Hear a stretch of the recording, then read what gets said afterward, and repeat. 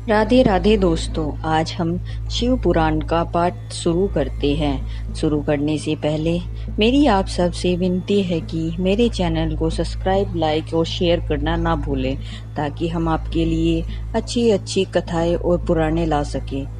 ओम नमः शिवाय। चलो आइए शुरू करते हैं। राधे राधे दोस्तों, आपका फिर से स्वागत है मेरे YouTube चैनल राधे साहब में। आज हम आगे की कथा शुरू करते हैं। चलो आइए सुनाते हैं। दक्ष की 60 कन्याओं का विवाह। दक्ष और वरिणी के यहाँ देवी शिवा का अवतार दक्ष द्वारा उनकी स्तुति तथा सती के सद्गुणों एवं चेष्टाओं से माता पिता की प्रसन्नता। ब्रह्मा जी कहते हैं, देववर्ष इसी समय दक्ष के इस बर्ताव को जानकर मैं भी वहां आ पहुंचा और पूर्ववत उन्हें शांत करने के लिए सांत्वना देने लगा। उनकी प्रसन्नता को बढ़ाते हुए मैंने दक्ष के साथ तुम्हारा सुंदर स्नेहपूर्ण संबंध स्थापित कराया। तुम मेरे पुत्र हो, मुनियों में श्रेष्ठ और संपूर्ण देवताओं के प्रिय हो। अब बड़े प्रेम से तुम्हें आश्वासन देकर मैं फिर अपने स्थान पर आ गया। तदंतर प्रजापति दक्ष ने मेरी अनुनय के अनुसार अपनी पत्नी के गर्भ से 60 सुंदरी कन्याओं को जन्म दिया और आलस्य सही रहित हो धर्म आदि के साथ उन सबका विवाह कर दिया। मुनिवर, मैं उसी प्रसंग को बड़े प्रेम से कह रहा हूँ, तुम सुनो। मुने दक्ष ने अपने 10 कन्याएं विधि पूर्वक धर्म को ब्याही दी। 13 कन्याएं कश्यप मुनि को दी और 27 कन्याओं का विवाह चंद्रमा के साथ कर दिया। भूत और बहुपुत्र अंगिरा तथा कर्शासव को उन्होंने 2 कन्याएं दी और शेष 4 कन्याओं का विवाह तक्षय या अरिष्टनेमि के साथ कर दिया। इन सब की संतानें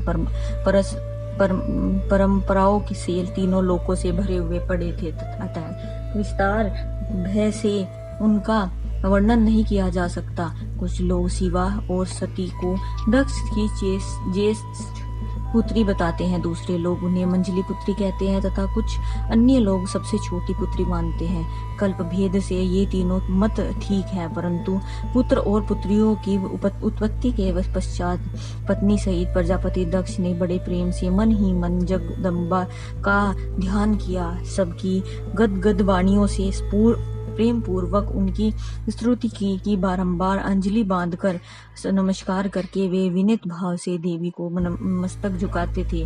इससे देवी शिवा संतुष्ट हुई और उन्होंने अपने प्रण पूर्ति के लिए मन ही मन यह विचार किया कि अब मैं वरिणी के गर्भ से अवतार लूं। ऐसा विचार कर वे जगदम्बा दक्ष के हृदय में निवास करने लगी।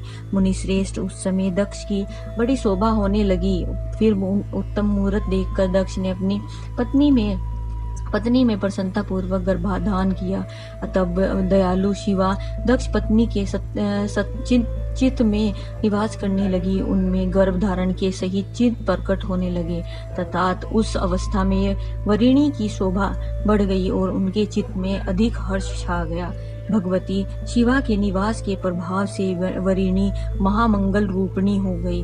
दक्ष ने अपने कुल संप्रदाय, वेद ज्ञान और हृदय उत्साह के अनुसार प्रसन्नता पूर्वक पुंसवन आदि संस्कार संबंधी श्रेष्ठ क्रियाएं संपन्न की। उन कर्मों के अनुष्ठान के समय महान उत्सव हुआ। प्रजापति ने ब्राह्मणों को उनकी इच्छा के अनुसार धन दिया। अब उस अवसर पर वरिणी के गर्भ में देवी का निवास हुआ जानकर श्री विष्णु आदि सब देवताओं को बड़ी प्रसन्नता हुई। उन सब ने वहां आकर जगदम्बा का सत्वन किया और समस्त लोगों का उपकार करने वाली देवी शिवा को बारंबार प्रणाम किया। वे सब देवता प्रसन्नचित हो दक्ष प्रजापति और वरिणी की बुरी प्रशंसा करके अपने अपने स्थान को लौट गए। नारद जब 9 महीने बीत गए तब लौकिक गीत का निर्वाह कराकर 10वें महीने के पूर्ण होने पर चंद्रमा आदि ग्रहों तथा तारों की अनुकूलता से युक्त सुखद मुहूर्त में देवी शिवा शीघ्र ही अपने माता के सामने प्रकट हुई।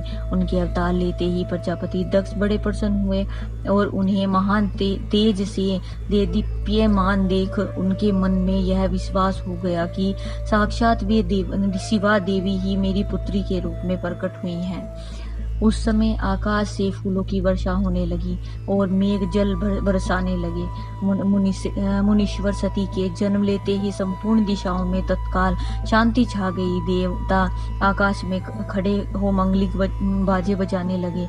अग्निशालाओं का बुझी हुई अग्नियां सहज प्रज्वलित हो उठी और सब कुछ परम मंगलमय हो गया। वरिणी के गर्भ से साक्षात जगदम्बा को प्रकट हुआ देख दक्ष ने दोनों हाथ जोड़कर नमस्कार किया और बड़े भक्ति भाव से उनकी बड़ी स्तुति की। बुद्धिमान दक्ष की स्तुति करने पर जगन माता शिवा उस समय दक्ष से इस प्रकार बोली, जिससे माता वरिणी न सुन सके।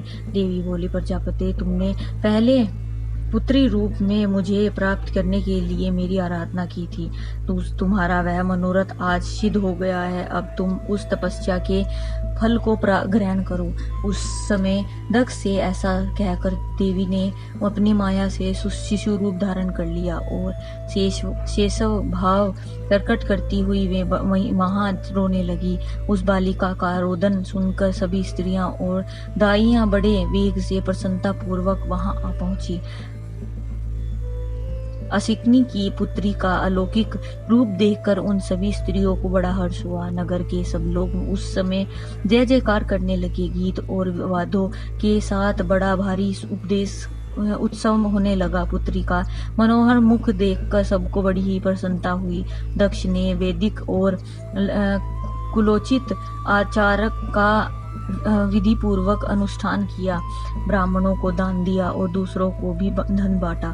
सब और यथोचित गान और नृत्य होने लगे। भांति भांति के मंगल कृत्यों के साथ बहुत से बाजे बजने लगे। उस समय दक्ष ने समस्त सद्गुणों की सत्ता से प्रशंसित होने वाली अपनी उस पुत्री का नाम प्रसन्नता पूर्वक उमा रखा। तदंतर संसार में लोगों की ओर से उनके और भी नाम प्रचलित किए गए थे, जो सबके सब महान मंगलदायक और विशेषतः समस्त दुखों का नाश करने वाले हैं।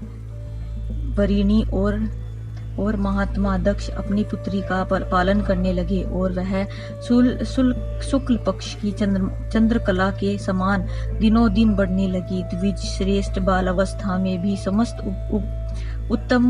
उत्तम गुण उनमें उसी तरह प्रवेश करने लगे जैसे शुक्ल पक्ष के बाल चंद्रमा में भी समस्त मनोहरणी कलाएं विशिष्ट हो जाती हैं। दक्ष कन्या सती सखियों के बीच बैठी बैठी जब अपने भाव में निमग्न होती थी, तब बारंबार भगवान शिव की मूर्ति को चित्रित करने लगती थी। मंगलमयी सती जब बाल्योचित सुंदर गीत गाती, तब स्थाणु हर एवं रुद्र नाम लेकर समर शत्रु शिवा का स्मरण किया करती थी।